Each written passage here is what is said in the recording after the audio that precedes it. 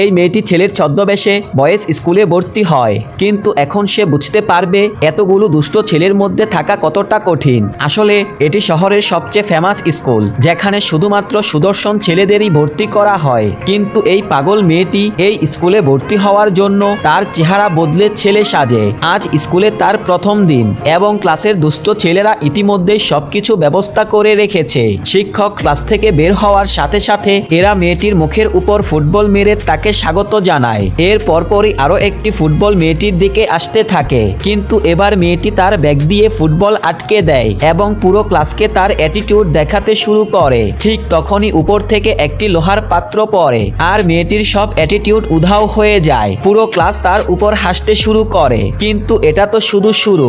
এরপর মেয়েটির পেটে ব্যথা শুরু হয়, কিন্তু যখন সে টয়লেটে পৌঁছায় তখন সেখানে আগে থেকেই একটি ছেলে ছিল। মেয়েটি কিছুক্ষণ নিজেকে নিয়ন্ত্রণ রাখার চেষ্টা করে, কিন্তু শেষ পর্যন্ত পাশের টয়লেটে গিয়ে হালকা হতে বাধ্য হয়। তবে এটা তো শুধু টেইলার ছিল।